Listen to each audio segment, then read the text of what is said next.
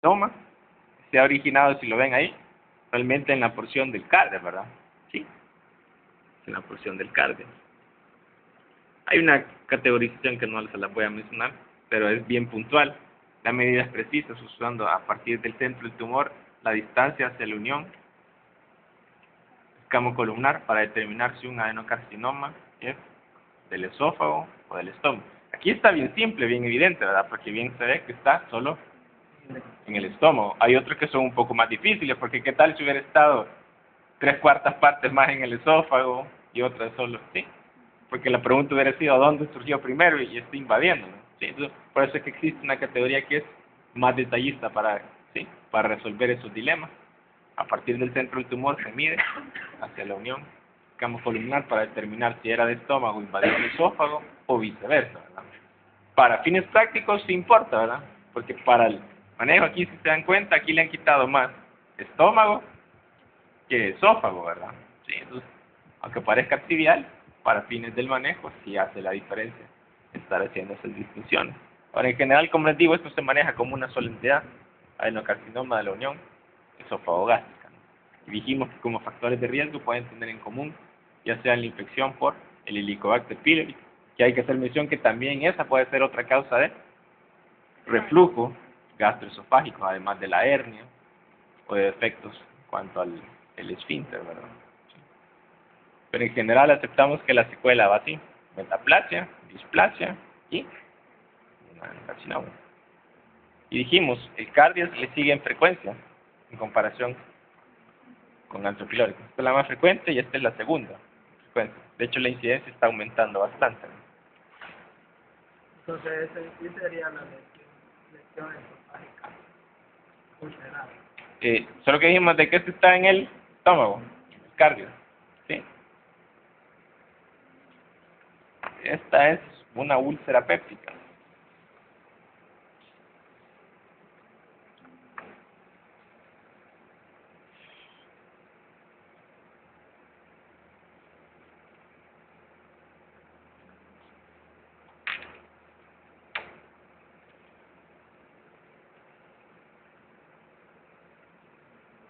Solo una pregunta, las úlceras pépticas, ¿por qué toman ese nombre?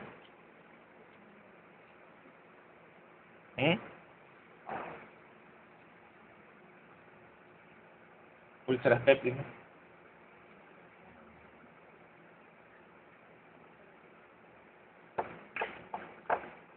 Hacen casi que alusión a lo de pepsina, ¿verdad? Sí.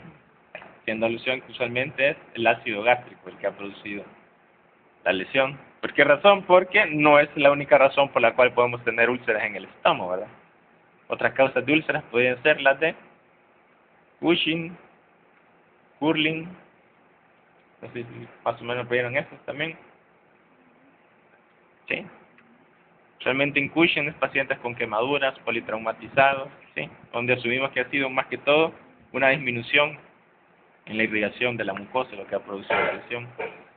Los de Curling, ¿verdad? Sí. Las de Cushing usualmente es cuando ha habido una lesión cerebral de cualquier tipo, un trauma, una hemorragia, un tumor. Se asume que ahí el estímulo es aumentar o estimular directamente los nervios vagos, ¿verdad? Y eso aumenta la producción también de ácido, ¿sí? Y las pépticas, si bien dijimos, también están relacionadas con el ácido, usualmente es en un trasfondo de gastritis crónica que van a ocurrir, ¿verdad? Las otras usualmente son más de evolución aguda, crónica. Ahora, aquí por desgracia, si se dan cuenta, la lesión se localiza ¿dónde? De hecho, si se dan cuenta, aquí hay esófago, estómago y aquí sí, aquí el duodeno, ¿verdad? Sí. Normalmente las lesiones son más frecuentes en el duodeno, ¿sí? Y luego le sigue la región antropilórica del estómago. En realidad, más que una úlcera, pareciera como erosiones, ¿verdad? De la mucosa. De hecho, yo no sé si ustedes distinguen la diferencia entre una erosión y una úlcera. La erosión es pérdida parcial del epitelio o de la mucosa, si lo quieren ver como tal. Ya la úlcera implica una excavación completa, ¿sí? De la mucosa, ¿sí? Sería como la distinción. Igual ese principio se puede ocupar para cualquier superficie epitelizada. Para la piel serían como escoriaciones, y una úlcera sería ausencia completa de la epidermis y dermis, ¿verdad? ¿Sí? Entonces decíamos, usualmente están con una etiología por la mayor producción del ácido, ¿verdad? ¿Sí? En ese trasfondo de inflamación crónica. ¿Cómo podemos de alguna manera afirmar de que eso es válido y no solamente es palabrería? Si logran apreciar aquí las rugosidades del estómago, están más marcadas, ¿verdad? Ya en esta zona se ven un poco más espaciadas, de hecho aquí está un poco ya más lisa, ¿verdad? ¿Sí? Entonces, normalmente sin necesidad de estudiar esto al microscopio, esto traduce atrofia de la mucosa, ¿sí? Ahora, si ustedes recuerdan, los componentes de la inflamación crónica son destrucción de tejido e intento de reparación, además del infiltrado inflamatorio mononuclear. Entonces, como parte de la inflamación crónica, tenemos la destrucción de la mucosa, lo que produce atrofia, ¿sí?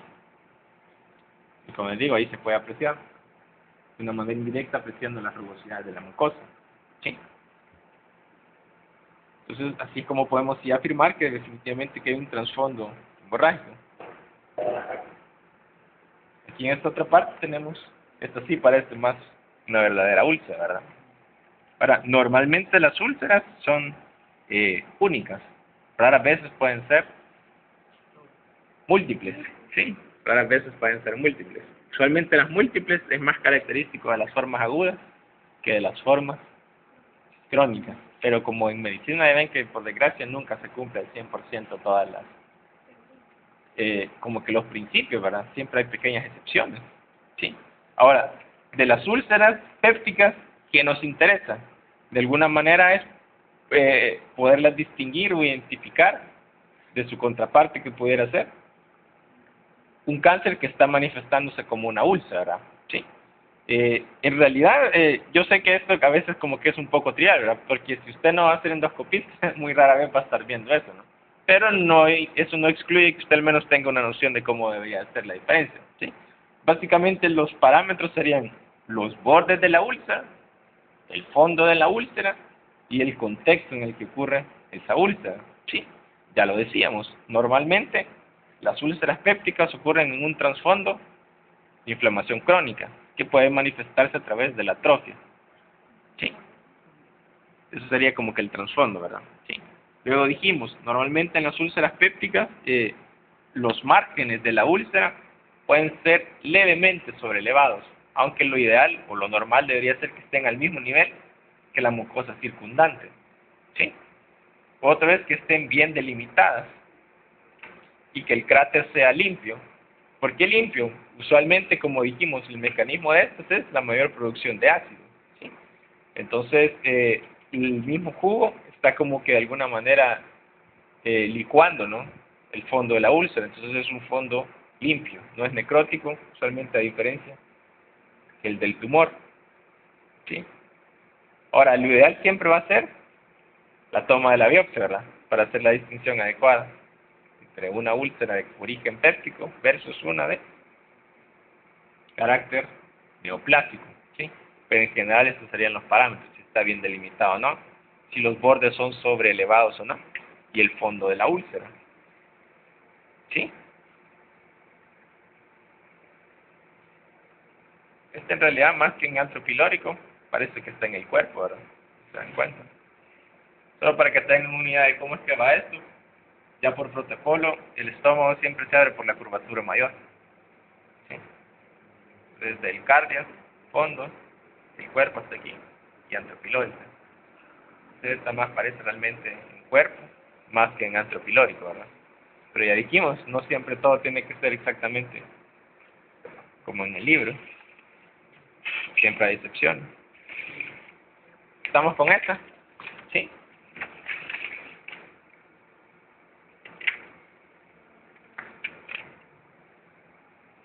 Bueno, aquí sí entramos a otra, ¿verdad?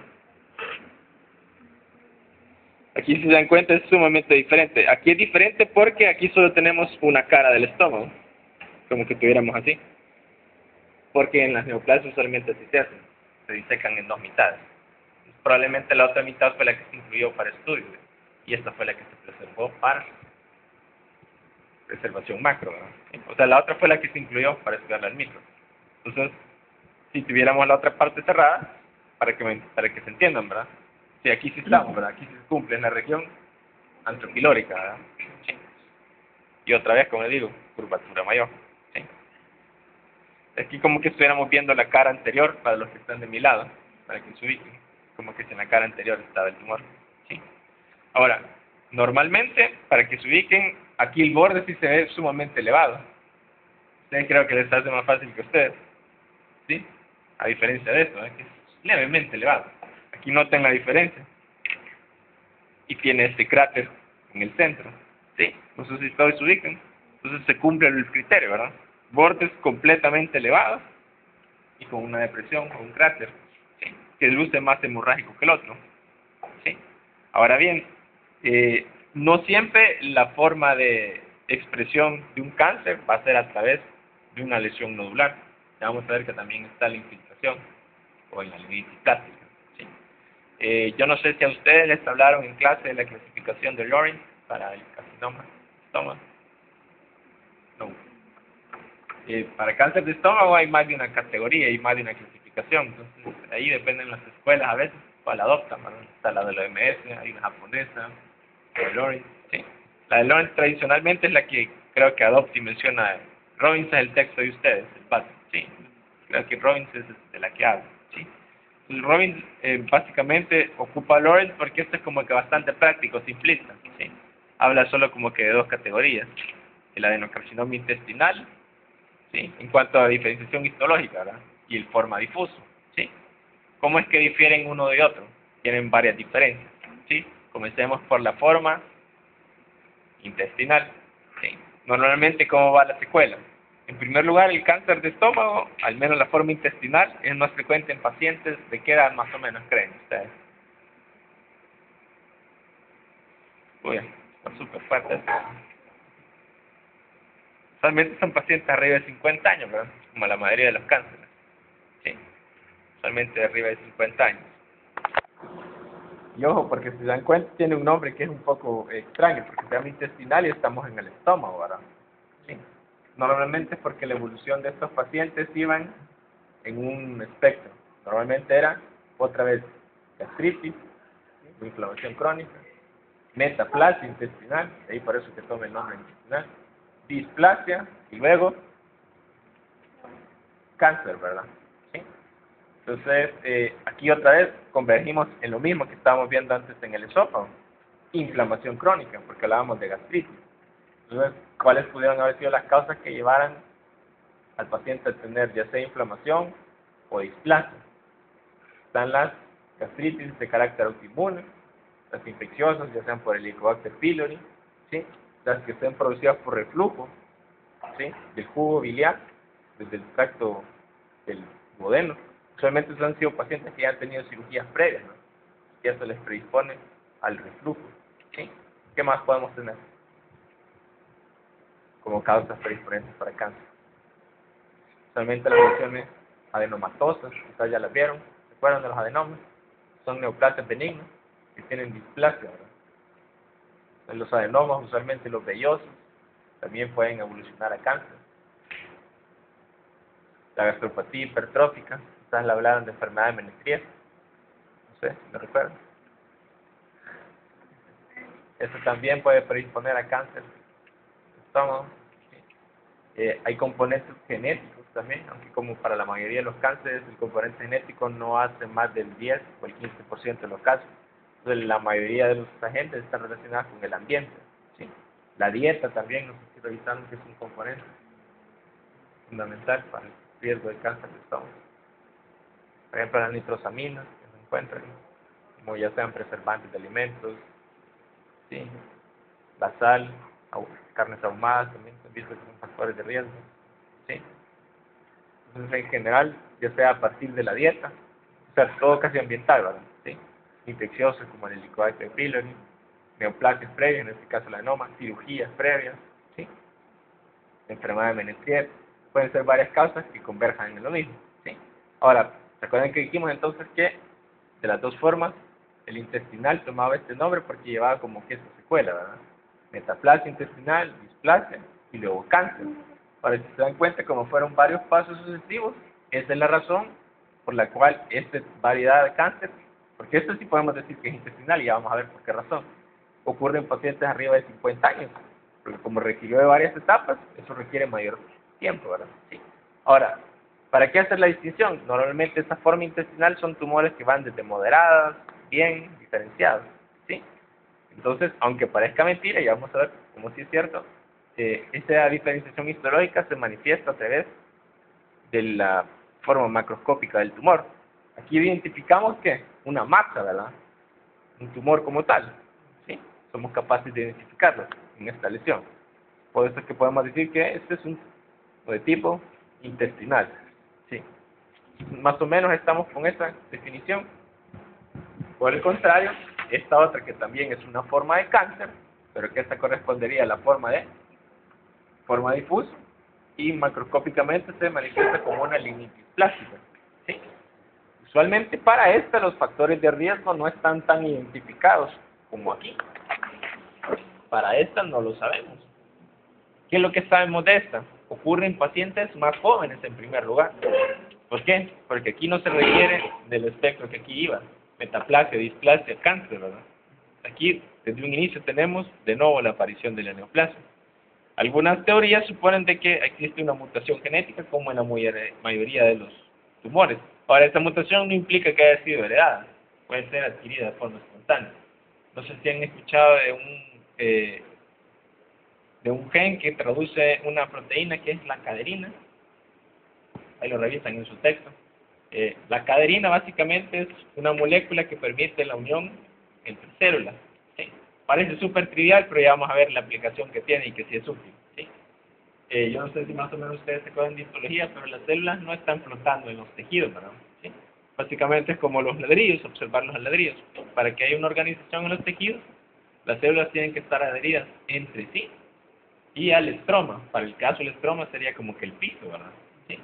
Entonces, el cemento que logra hacer esa función, en el equivalente sería la decaderina para las células, porque es una molécula que permite que las células estén unidas entre sí y luego estas a la matriz extracelular o al estroma. ¿Qué ocurre en estas formas de tumores? Deja de expresarse la decaderina. Entonces, lo que vamos a tener son células que ahora sí van a estar sueltas, ¿sí? O creciendo cada una por su lado, porque están dispersas. Entonces, al ocurrir eso, porque por definición una neoplasia es una proliferación de células o de tejidos, y en efecto eso ocurre. Pero como ya no pueden unirse entre sí, crecen pero dispersándose. Aquí como lo expresaban, aquí se expresa en la caderina. Entonces crecen todavía unidas y por eso dan este efecto de masa o de tumor. Aquí crecen pero de manera dispersa. Por eso lo que hacen es infiltrar la pared o la mucosa. Porque es que después vamos a tener este engrosamiento de la pared. No necesariamente por la infiltración de las células, sino porque lo que se produce es algo que se llama reacción desmoplástica. No sé si la recordarán. La reacción desmoplástica es una respuesta del organismo frente a un crecimiento tumoral. Lo que hace es depositar una gran cantidad de fibras de colágeno, ¿sí? Realmente a veces es más el colágeno que las células tumorales lo que están produciendo este efecto de engrosamiento de la pared, ¿sí? Entonces, como dijimos, aquí para esta forma es el difuso. Se expresa como linitis plástica. Y lo característico es como no expresa esas cadeninas, el crecimiento celular es individual. Para fines prácticos, ¿qué me importa a mí si es linitis plástica o así? Este va a tener peor pronóstico. Es un tumor más agresivo que este. Entonces, las formas difusas son más agresivas que las formas intestinales. Y como vieron, hay muchas diferencias. Desde formas moleculares genéticas, la edad, porque vimos que quieren pacientes más jóvenes, ¿sí? Factores de riesgo, ¿sí? Y la presentación, ¿sí? No sé si estamos claros en cuanto a las diferentes formas de la presentación del adenocarcinoma en el estómago, ¿sí? Que hay que hacerlo al revés.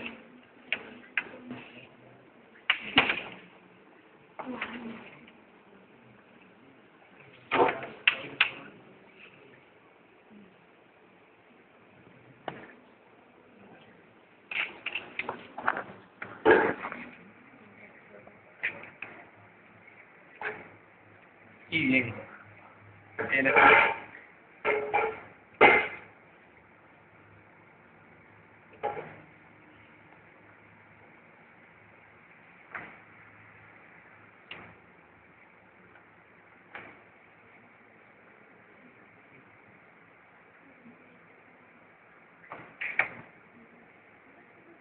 adenocarcinoma de intestino.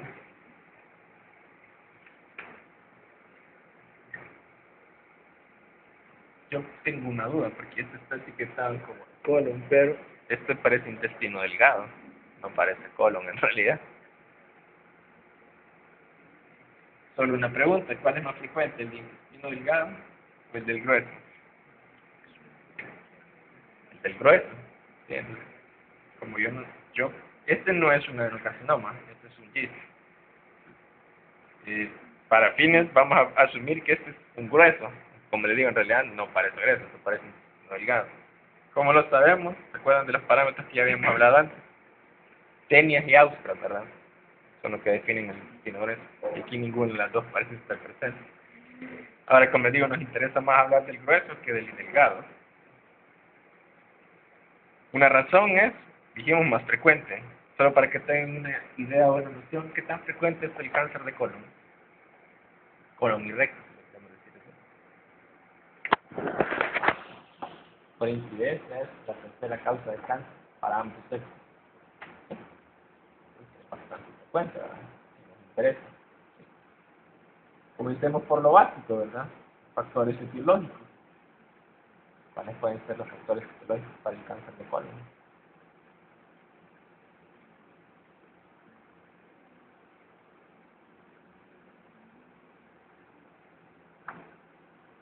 Como para cualquier neoplasia, siempre son bien simples, si lo quieren abordar. Creo que cuando vieron paso 1, les enseñan que la patología de los estudios son 4 cosas, ¿verdad? La etiología, la patogenia, las cuestiones estructurales y funcionales. Entonces, ¿recuerdan cuando hablábamos de la etiología? Hay dos posibles fuentes, intrínsecas o extrínsecas. O si lo quiere ver así, genético y ambiental. ¿Sí? Como digo, cosas básicas que se aprenden, siempre